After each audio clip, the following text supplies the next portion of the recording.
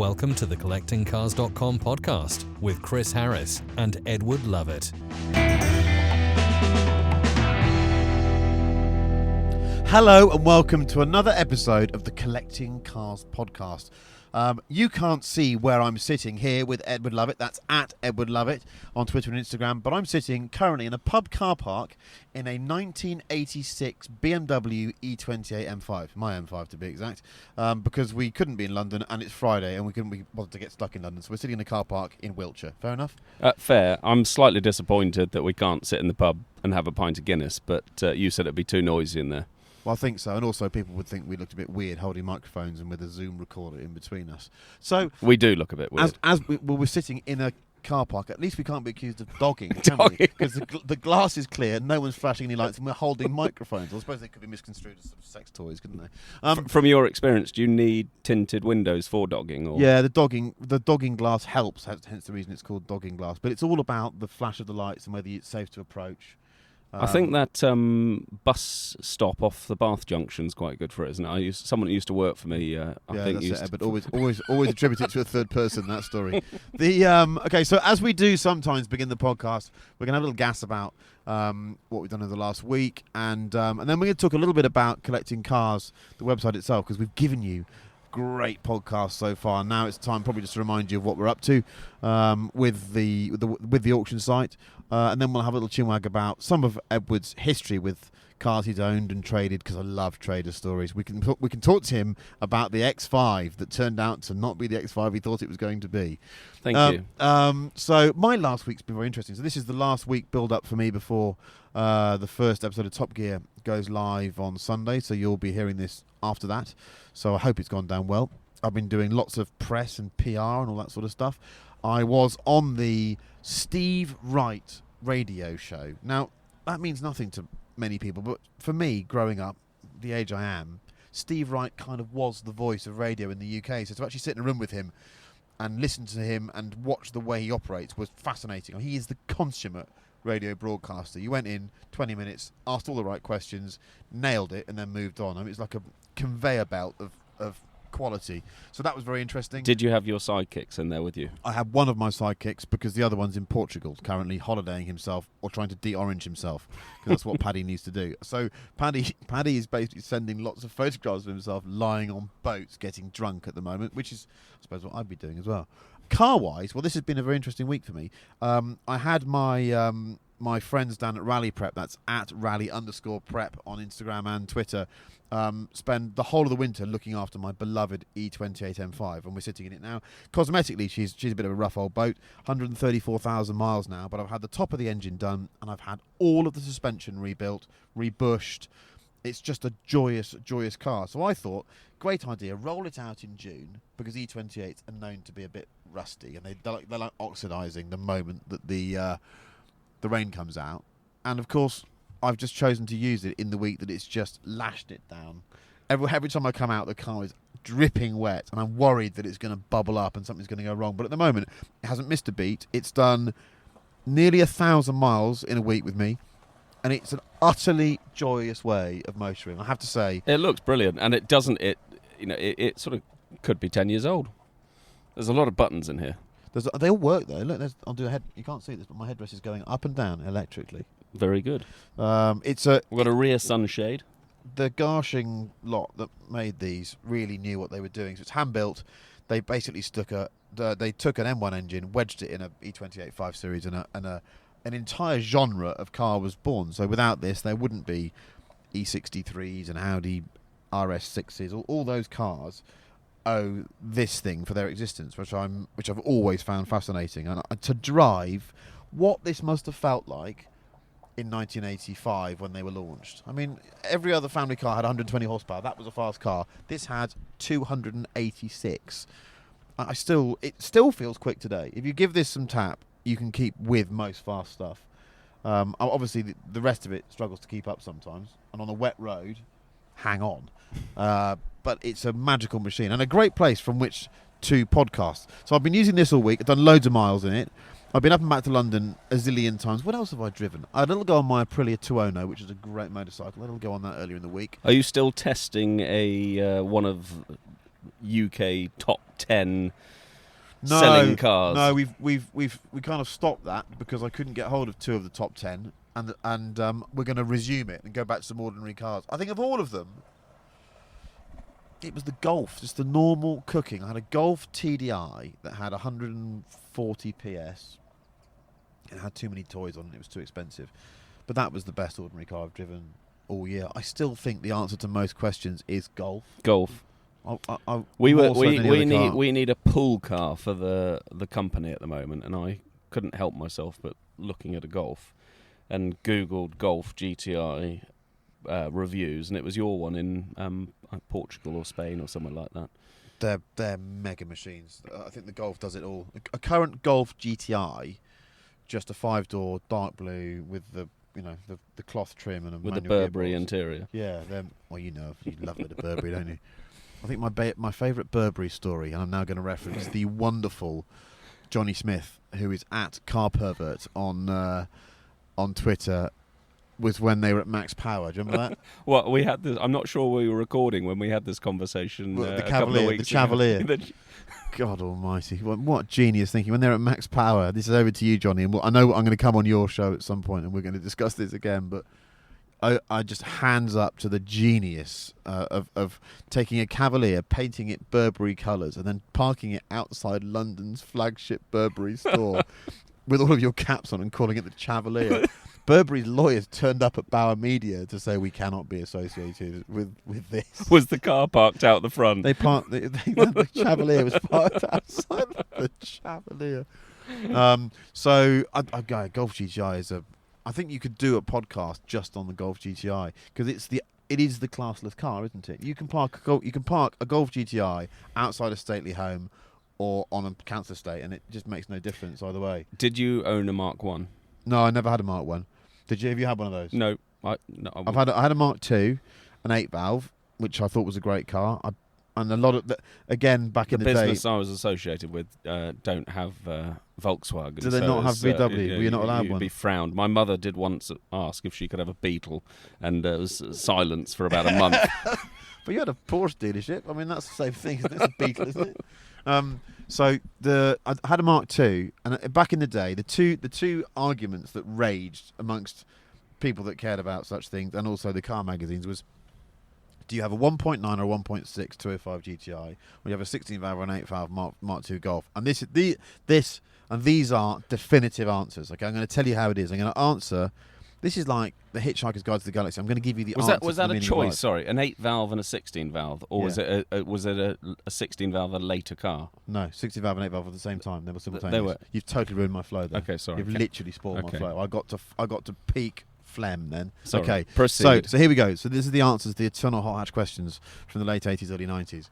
You wanted, wait for it, a 1.6 GTI Peugeot because they really were a bit sweeter handling. And I think actually you wanted the 16-valve Golf because the Golf, when it came on cam at high revs, it was just that much quicker. So there we go. And I'm sure you'll all now write in or write comments saying I've been completely wrong, and I'm happy to be wrong, but those are my opinions. So yeah, that's kind of the way the week's gone. It's not been too exciting. I'm obviously full of trepidation for Sunday, but we'll have to see what happens. You'll be listening to this after the event. Maybe I've been fired by then. The Collecting Cars has just completed its first round of auctions. It has. Well, they're 24/7 auctions, so they're always going. And you've sold 5 cars? No, in our first week of sales closing, we finished with 7 completed sales, which I was very happy with. And for me, the key bit was the wheels, the F40 wheels. The F40 wheels, yeah. Set of rims. Yeah, and tyres. What about the F50? They sold to Luxembourg. F50 rims?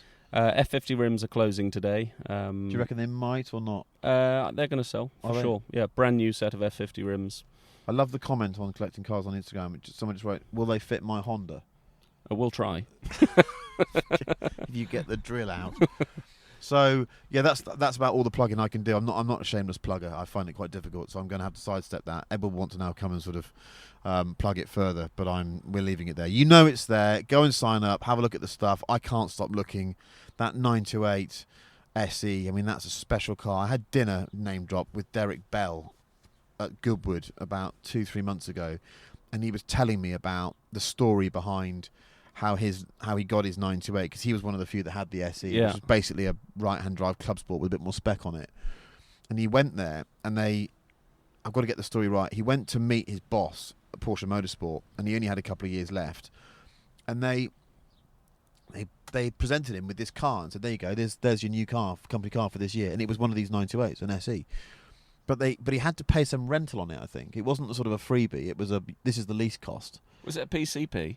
It probably was. And I think, to get this right, Derek said, "Well, I'm sort of coming towards the end of my career. I'm not sure I want to spend that much money on that car. So do you know what? If it's all the same to you, I'll leave it." So a year later, he gets called up again to drive. I think he felt maybe his time was up, but he got another call up because he was a legend and they wanted him back. So he goes to have a meeting with the same boss, and he looks out the back, and there's this rather sad-looking car under a tree covered in sap.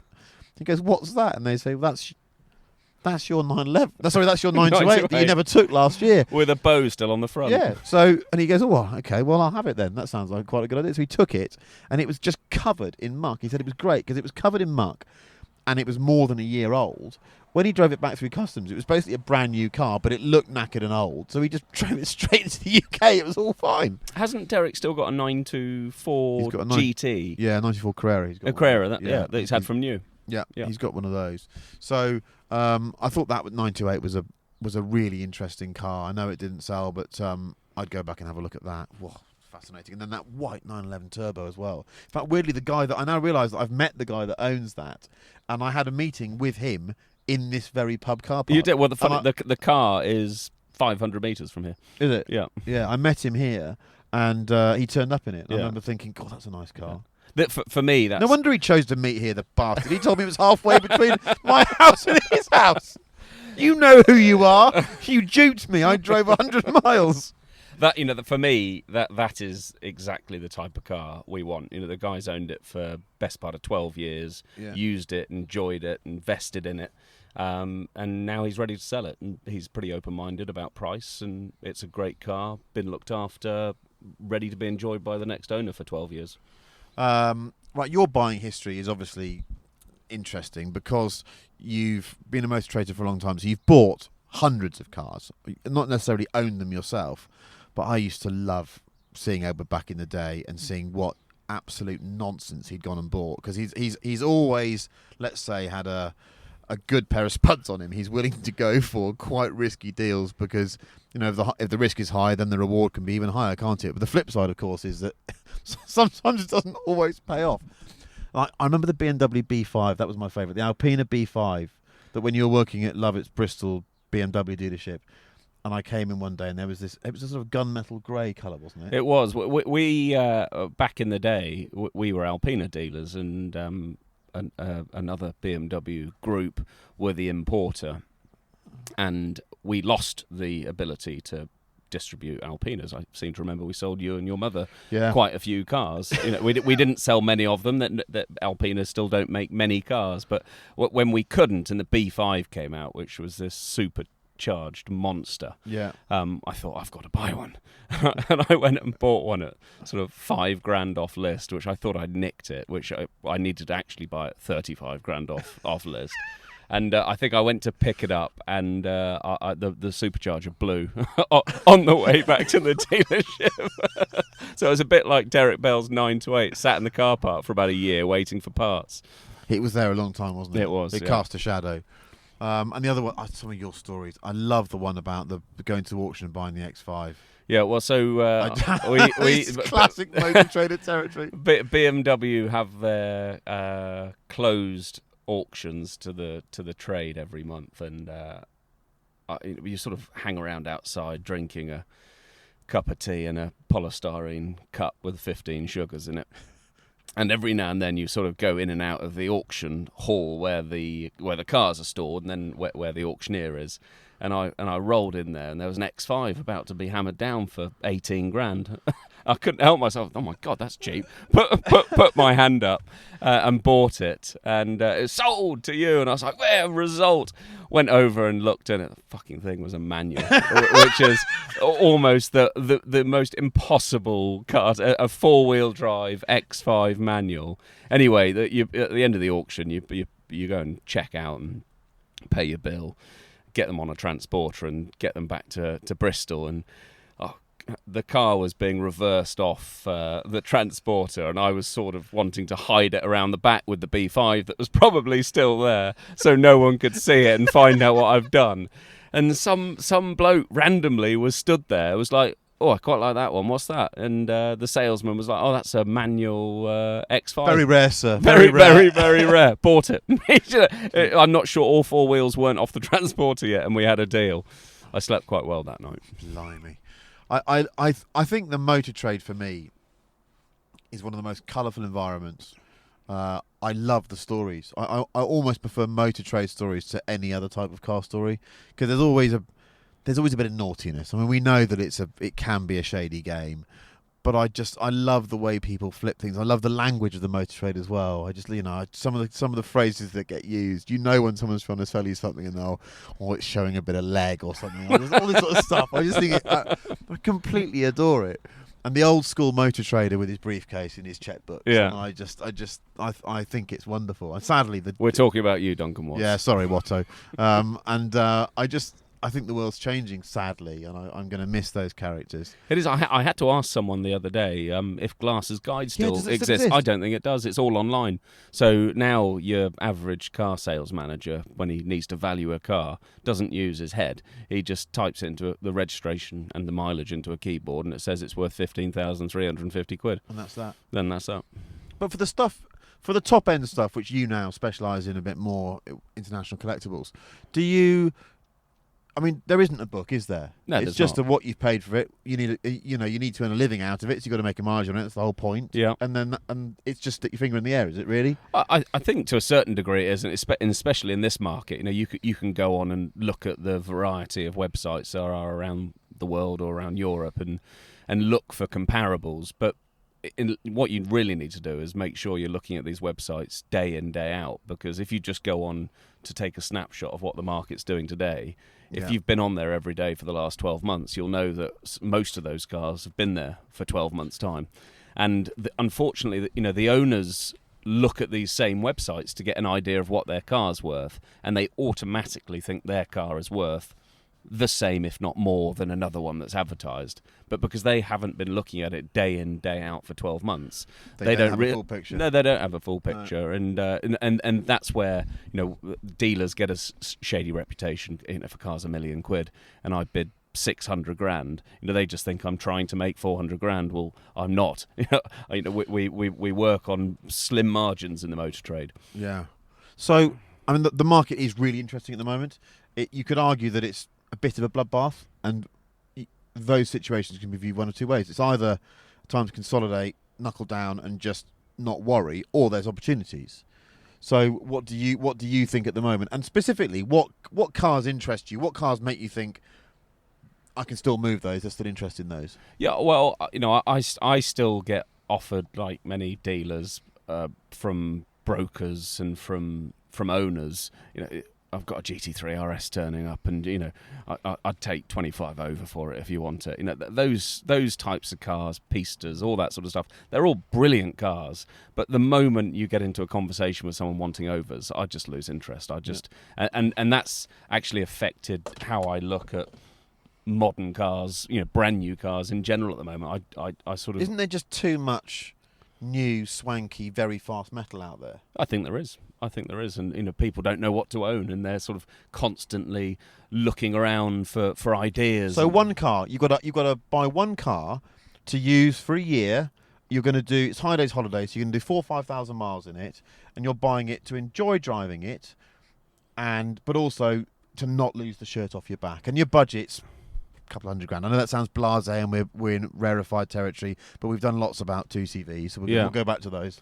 Well, so I'm going to give you a few answers in varying ages, because there's a car I'm looking at buying at the moment, and I can't help myself but think that's great value for money, and that's a 996 GT2. Yeah. Yeah, you know that's a car with the no first gen or the second gen. First gen, no traction control, ceramic brakes. You know, I always remember taking those cars out for a test drive, and I even think you went out for one with us in a midnight blue. Yeah. And I seem to remember. I think you were with Matthew at the time, and you came back, and I think you were even a bit white. I went out in a midnight blue one with Matthew Beard from Porsche Swindon. No TC, no nothing, and it had the original Michelin Pilot Sport tyre on it, which was just rock hard and fairly useless, and it was a bit greasy. I think it was third gear on the standard Dick Lovett test route, and the thing I was just talking to Matthew about the car because I really wanted to buy one, and the thing just stepped out on me, and it wasn't kind of a small one. It was a turn and a half of lock on, and then gathered it up again and carry on going. And Matthew just looked at me and went, "What are you doing?" And I said, "Nothing. The thing wanted to kill you."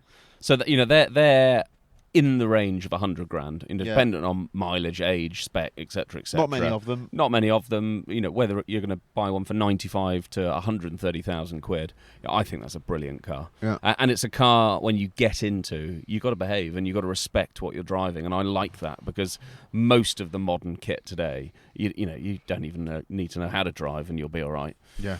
So I think that's a good car. That's a good shout. Yeah. I think with the hype out of Gen 1 and Gen 2 991 GT3s, they've sort of settled down now. I think you could go and buy a Gen 2 GT3 for 130-ish grand. I think that's going to look after you pretty well financially for the next 3 years if you go and do 5,000. So at the moment it's Porsche. What? Yeah. What else would I want to buy? I don't. I tell you one car I did drive. I went to a track day at Goodwood yesterday, and I drove the new V8 Vantage. Now, there's lots of deals on them. One of those spec'd up is like 150 grand. Yeah. You go and buy one for 100 grand. I thought that was a brilliant car. Yeah, for the money. Yeah. It's a bit complicated looking at the rear, but it was just fundamental. Just the way it drove. It was a good car. And it had a special feel to it. I like that car. And you asked, is there some opportunity out there? I think there is. You know, you can go and bid a dealer, get a deal, and you can probably own that car now for the next 2 or 3 years without heavy depreciation. Yeah, those GT2s, they were great. I owned a 996 GT2 in slate grey. I loved it. It was a fantastic machine, but it was... No, sorry, did I say 996? Yeah. Yeah. I did own one. I loved it. It was a really, really good fun car to own. Yeah, I sort of missed that. I'd love to have another go on one of those. There's some great stories on the launch of that car, which are not entirely repeatable. But for whatever reason, they launched the car near Venice. Can you think of anywhere more ridiculous to launch a fast car? Well, just on the flats somewhere. Just there was some flat land nearby, but it's ridiculous. It's like launching a bar of chocolate in a furnace. And it's just a ridiculous place to go. So for whatever reason, everyone was dragged out there. And I think, the 996 GT2 was a really fast car relative to everything else that was out there at the time. And it had 462 horsepower. That's about right. The first gen car. So it was a tidy lump above a standard 911 turbo 996. I think it was 420, wasn't it? As a standard. And it was 2-wheel drive, and it was just very fast. And no traction control. But no traction control. Anyhow, all the journalists went out and started going really fast. It was Italy, a bit of Autostrada, off we go. Anyhow, let's just say one British motoring journalist returned from his sort of test route to be followed by 14 carabinieri dressed ludicrously, seriously angry and shouting because he'd been got on a radar gun. It was north of 180. He was caught miles an hour, not kilometres. So he was like, 280, 290 clicks. He was caught, and of course, all the cars I think were the same colour. They all had pretty similar number plates. So they just it was a bit like being in a Smokey and the Bandit. He drove in, parked the thing up, and just ran into the hotel room and hid. To this day, we know exactly who you are, but you got away with one there, boss, because that would have been a double clink, I think. The car I drove, or the car that I was exposed to, which I haven't driven it for a while. We had one in the studio actually.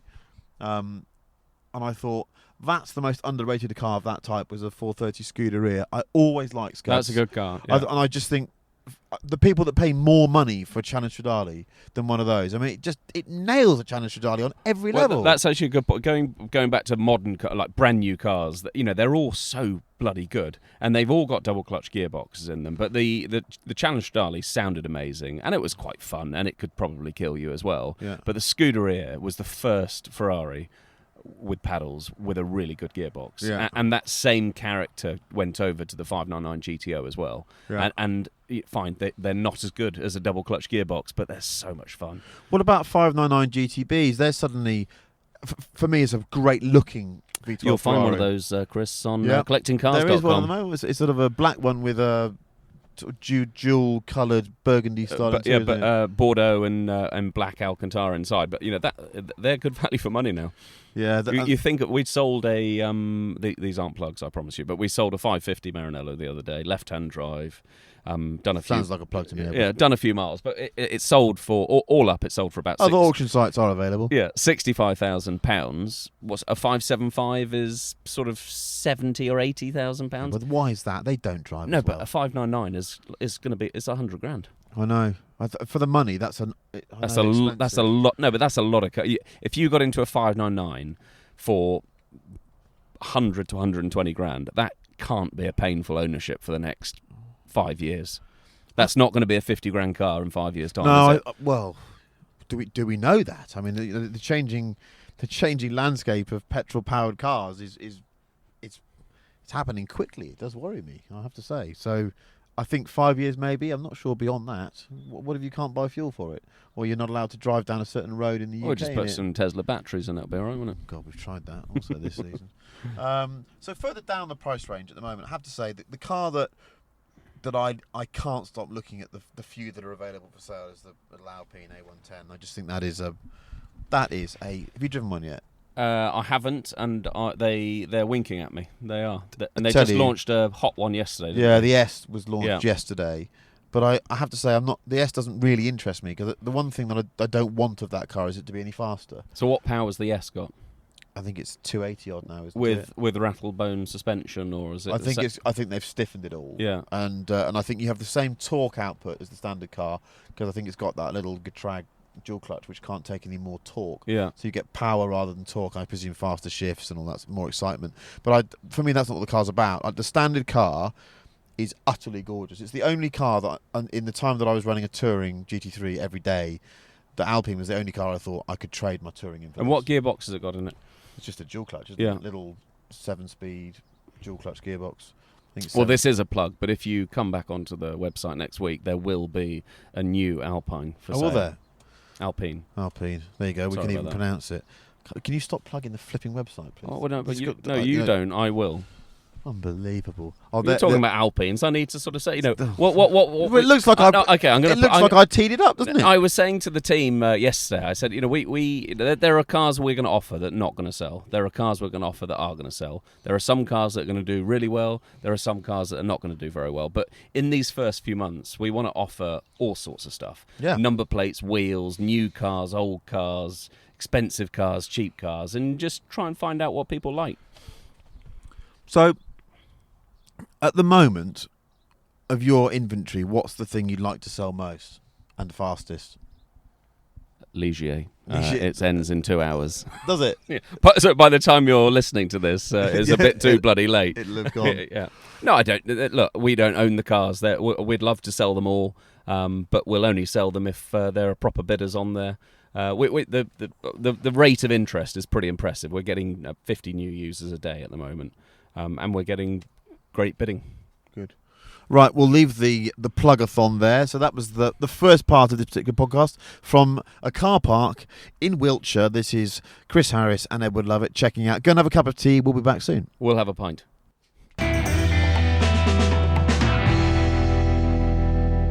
Collecting Cars, the safe, smart and simple way to buy and sell collectible cars. An online auction platform for the UK and Europe.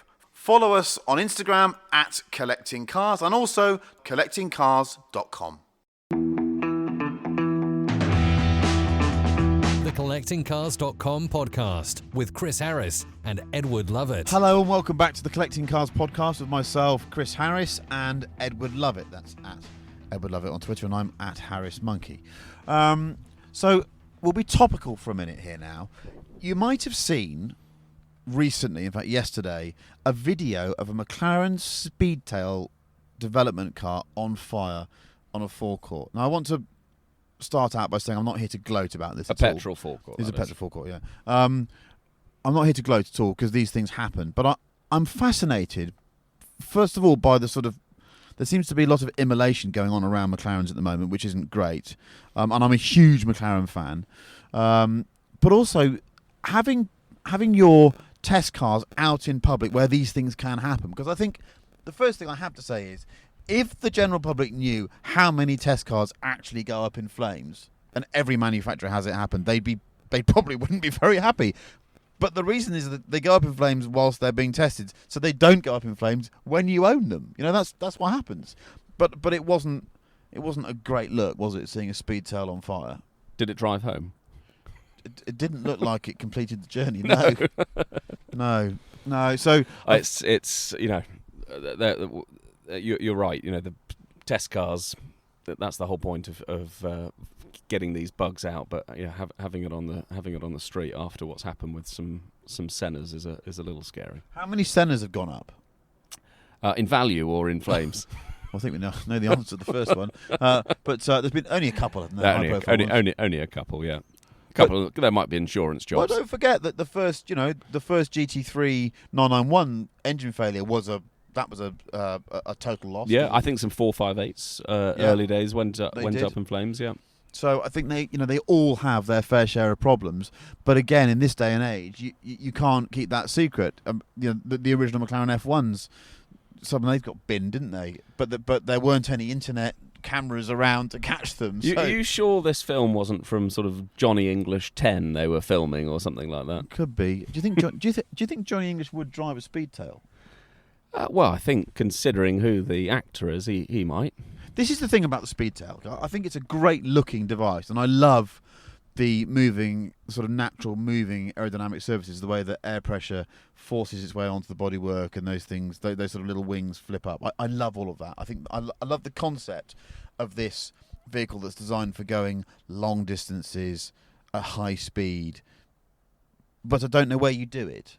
Because you can't do it in Europe anymore. I mean, I'd love to be able to just get in my car and drive to Cannes from here and average 184 miles an hour all the way there. Nothing would give me greater pleasure. Well, there's one. I think Max told you about one road on from the Aosta Valley to Milan. But no, there's not many places you can do it. You certainly wouldn't want to pop into France and do it. You'll be arrested. It's a bit like it's a car without a purpose, which is sad. And I don't think it's the car's fault that there is no longer a purpose for it. It's just the changing ways of our road networks in this continent, that there isn't anywhere to go and use it.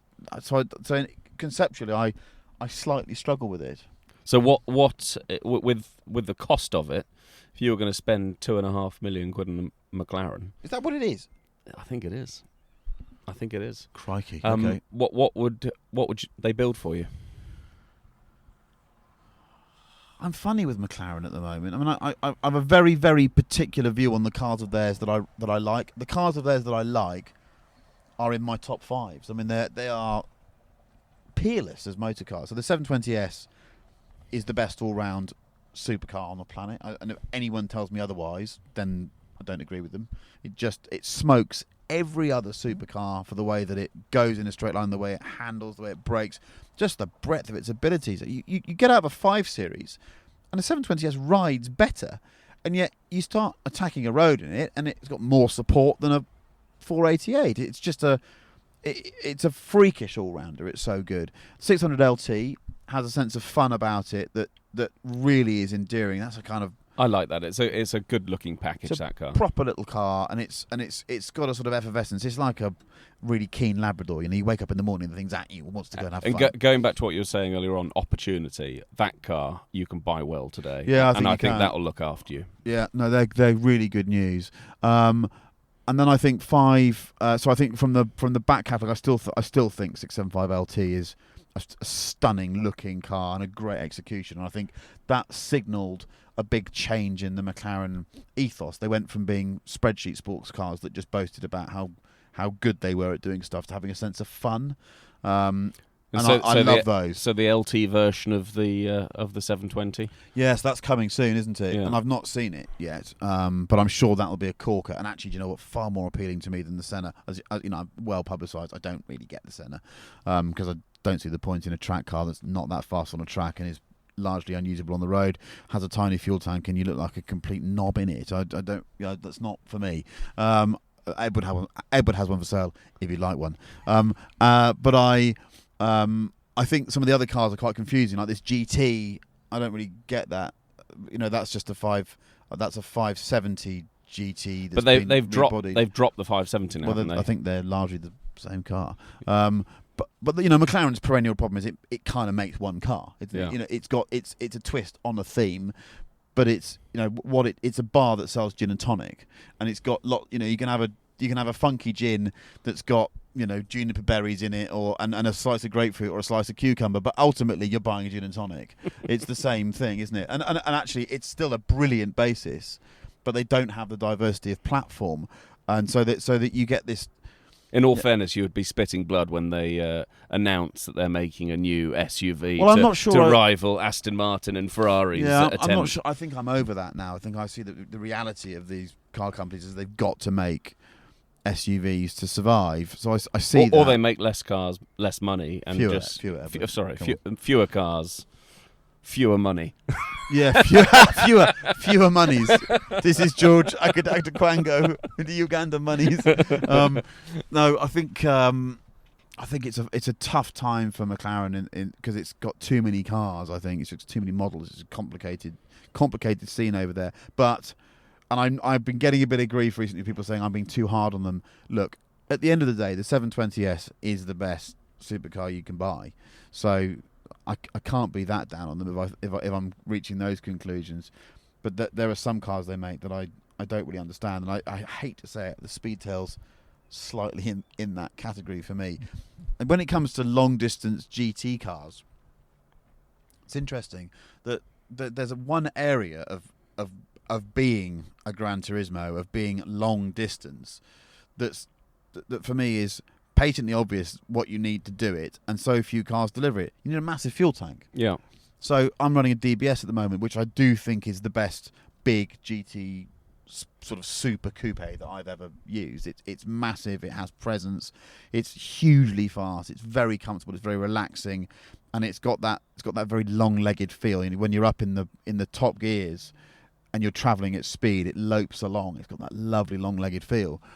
But its fuel tank's just not big enough. No, I had to come back. What's the range?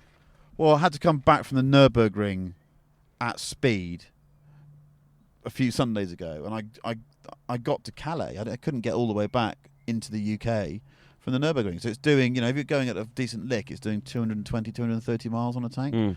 Now, I've always felt that the fuel tank size on a GT car should be adjacent to the size of the male bladder or the female bladder, but it's mostly blokes that are stupid enough to buy and drive these things, isn't it? But ultimately, I don't want to have to stop to fill the car's bladder unless I need to empty my own bladder, right? And I've got a camel's bladder, so I don't see why the packaging disaster that is a modern car. Why can't it have a bigger fuel tank? The DBS is a vast machine. If you look at it, it's huge. It's got a massive wheelbase. It's got this tiny fuel tank. The Senna's fuel tank. Oh, what's that? 50-something litres, is it? Well, it's a track car. Doesn't matter, does it? Well, it does, because then you can only do 3 laps, can't you? Yeah, but luckily every 50 miles you'll have to stop and fill up, and then that's when you put the fire out. Has yours got steady on? We're not going there. Has yours got the drink system in it? No. That's $4,500, isn't it, the drink system? It is literally just a button and some water. There you go. Tube, button, go. $4,000 tar. So I think the DBS is the sort of the definitive GT car, and I think something about front-engined cars that suit that role for me. The idea of a mid-engined, low-to-the-ground GT car is a bit of an anathema, really. 612 Scaglietti. Going back to cars to buy. Mega, aren't they? They're cool. Yeah, I miss mine. That was by a late 1-to-1 with a glass roof. Yeah. HGTC package. I wouldn't have that because that wrecks the suspension. It goes too firm. But the 612. I had one of those off you, didn't I? Yeah. I had a black 612 off you. It always had a slow puncture, mine, and I know we planned that. Keep you coming back. The tyre was I've had it off you. I'm not sure, was it a trader or it was sort of one of those in between deals, wasn't it? One of those shady deals that we would do. So I bought it, and it wasn't fully prepped, but it had the warranty on it, and I was it was the Drivers' Republic days. It was going back a long time, and I can remember it had the left rear tyre was just a bit sketchy. It would just go down if I parked the car in a car park, but if I drove the car, it was fine. So it must have been that the tyre wasn't sealed on the rim very well, or perhaps the rim had cracked, or there was a little leak somewhere. Anyhow, the car was fine at that point in time, and you'll find this laughable because I had a Ferrari 612. I was a bit skinned, so I was somehow paying off the finance on this thing, but I didn't have much folding to pay for anything. So my solution was I don't want to buy a new tyre at 300 quid, and I'm not going to blag one, and this tyre will do. And also, I think a bit of perseverance here. I felt that I could make this tyre last. And you know how you find yourself doing things to solve situations that you think are entirely rational. It's only when someone else sees you doing it that you realise that you look like a mad person. So what I did was I had an old foot pump from my late father's house. And you know when a foot pump's gone a bit crabby and the chassis is a bit bent, and it's sort of when you push down on it, it doesn't quite. It's just a bit knackered. It doesn't pump anything. So I had one where it was pumping, but it was a bit frayed, and the whole chassis of the thing was bent. So what I used to do was I used to park the car at the airport. When I come back, it was obviously the tyre had gone flat. So I'd get the foot pump out, and I'd pump the tyre up myself, and I'd get going again. And I landed at Heathrow, I remember. Randomly, a friend or a colleague saw my car and saw me walk towards it confidently, get a foot pump out, start pumping the tyre up with this crappy old foot pump, then get back in again and drive off. And he phoned me and said, "Are you all right? Because you look like a mad person. How long have you been doing that for?" And I said, "Oh, it's been like that for a few months. Tyre's fine." So have you considered just buying another tyre? Well, not really. There's plenty of life left in this one. And he said, "No, you really don't. Just not a good look, Chris. You just look like a bag lady with a Ferrari." Like, okay. Anyhow, I think in the end I did. Do you know what? I think in the end I parked the car at Porsche Reading to go and borrow one of their cars. And when I came back, they'd fitted a new tyre to it because they felt so sorry for me. So was it the tyre or the wheel? I think it was the wheel. I think that tyre went down as well. That was a really good car. I mean, I had a few issues with it on... that was an aeroplane. Got the electric sunroof open on the E28. It's just made for podcasting, this car. I think I had a few warranty claims, and ECU went... What it didn't like, that era of Ferrari was still very black box heavy. It had too many control units in it. And, of course, the engine from that was based... It was the old Ferrari V12. It was the one out of the 575. Yeah. Whereas the 599 bought in the new V12. I can't remember their exact names. It's probably called the, Frangitelli or something. I don't know. It had a particular name. It's the bloke that designed it. Anyhow, so it was the old 550. It was a 456, 550, 575 engine taken to its ultimate conclusion. But what it didn't like, it was a bit frail electrically. And if you at the wrong moment plugged in into the fag lighter a phone charger, it would stuff would fry. And so I remember just sort of speaking to one of your people in the workshop, and the dashboard had done a full Christmas tree, and he'd said, "So what have you done?" And I said, "Well, nothing. I just not got wet or anything." He said, "Oh, did you plug something into the fag lighter?" I went, "Yeah." He went, "Oh, that'll be it." No. So what? 200 grand? I'm just plugged in something into the fag lighter, and I've fried its brain. So that we had that happen, and then I loved the car. I loved the concept of it. In many ways, it'll be judged. I mean, the FF is a more complete vehicle, but I think it'll be judged more kindly than the FF because it was so comfortable. Yeah, but I think it's a pretty Ferrari as well. But when it was launched, everyone laughed at it and said it looked terrible. Yeah, I always liked it. I think it's funny, but that was also back in the day. If you had a silver one, I remember when I first started running the Ferrari showroom, and we had 2 manual 430 coupes with both of them had 4 or 5 owners on and 6,000 miles, and we could not sell them for love nor money. And we also had a silver manual 612. And you just couldn't sell it. If it was red or black, we would have sold it. And if the 2 430s were F1, we would have sold them. Now, those are the ones you can sell. Yeah. No, a manual. I was offered a manual 612 not long ago, and I have to say, I just thought, that would be a lovely car. But they've gone through the roof now, haven't they? They're unobtainium. But a great car, and surprisingly roomy in the rear. But the boot was too small. So you could convince yourself that you could go away in it with your kids and what have you, and then there's no way you get anything in the boot.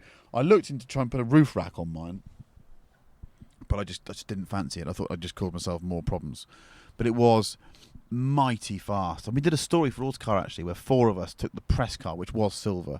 Silver was the wrong colour because it looked so big. It did. And it was myself, Bill Thomas, if you're listening to this, Bill in Australia, great lad. I think he works for Hyundai now. And Chaz Hallett, he was the editor, and I think Charlie McGee, who was a photographer. And the 4 of us went to drive across the Millau Bridge. Have you been across the Millau Bridge? It was just completed it. It was then the tallest standing bridge in the world. I think it's now been overtaken by a Chinese structure, but it's still drive across it's like taking off in a 737. It's a remarkable bridge, and we thought to celebrate the GT credentials of this Ferrari, we'd drive there and back. And we literally got there, took a photo, and went bridge, drove back again. It was just a standard random thing to do back in the day. But the way back, it was we drove back through the night, and it was the car. The car had real legs. And what's interesting about GT cars is that sports cars, their operating range is really track speeds. When you get beyond about 150, and I'm not condoning any of this on the road at all. You go to a runway, you'll feel it. You get to 150, they're kind of done. They've got so much wing on them, they just got downforce and they've got drag everywhere. Whereas the 612 is basically a bar of soap with a V12 in it, and it just seems to accrue speed. And you get to 150, and you back off, and the thing doesn't slow down. Yeah. It just seems it just has so much reserve of speed and incredible directional stability as well. That car, that was the first big Ferrari I'd driven that really was a sort of 2 fingers on the steering wheel at 175 miles an hour. It was just a weapon, really fast, and that V12 sounded. Would a Bentley Brooklands be comparable in its? No, a Bentley Brooklands would be, That's a bit of you, a Bentley Brooklands. I love them. I think they're gorgeous. But as a machine to cover ground at speed, there's very few things that can stay with a 612 because it's so slippery. It's got very little frontal area really, and then it's so long. I just remember looking at the speedometer thinking, oh my god, it's still going. Obviously on the track, not on the road. We were very sensible on the road. You've whetted my appetite. I could have a go at one of those now. But I come back to it. The Scuderia, I think they're great cars. I really do. That's like one of those could wink at me. But I don't know about you, but I go through phases with cars. What I'm interested in at the moment, I've just got no interest in really expensive cars. I'm a bit done with it. Yeah. I think the market's changing so quickly. I think it's so uncertain.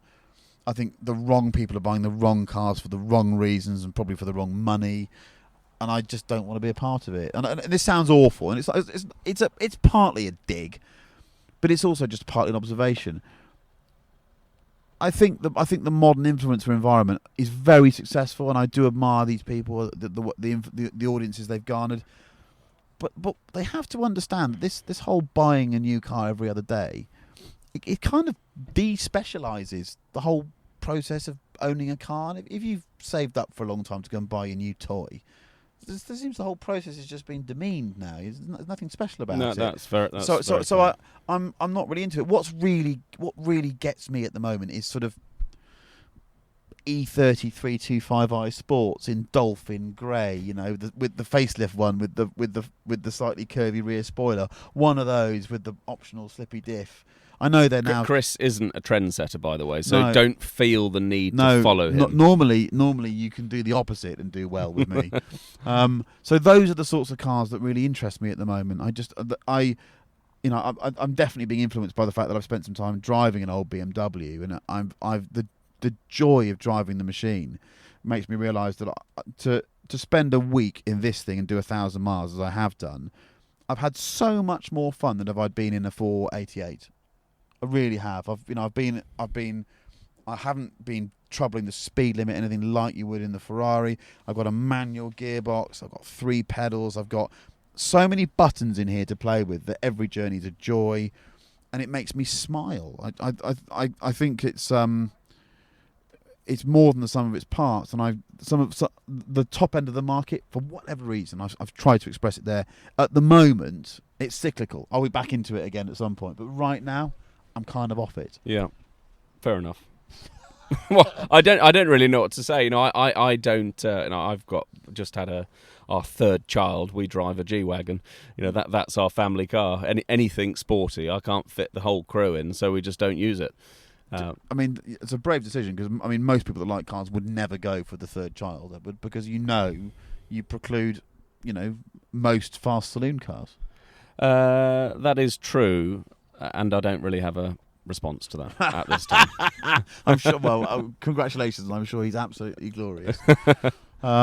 So I think that's reaching a natural conclusion there. We've had a good gas. You don't need any more plugs. No. I think we've plugged collecting cars a bit, and I think you've done a great job. I really do. I sit back and watch it with a sense of wonder, and I look forward to seeing what stuff's coming up. This Alpine will be interesting. I'll definitely keep my fingers from.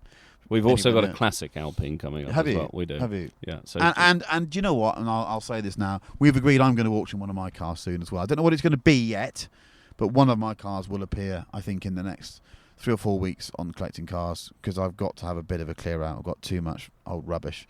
And obviously I'll just be making way for more old rubbish, but it might be time to have a spring clean. So thank you to Edward for sitting in the car park with me. Can you trot me back up the motorway now before it starts raining? Because I'm not sure I trust you in this car. No, we'll go and do that right now. Yeah. And so that's about it from us. It's goodbye from a Wiltshire car park in an E28 M5. Once more, it's at Collecting Cars, at Edward Lovett, at Harris Monkey. Have a great day, whatever you're doing, and we'll welcome you back soon. Bye-bye. Thank you very much. Bye for now.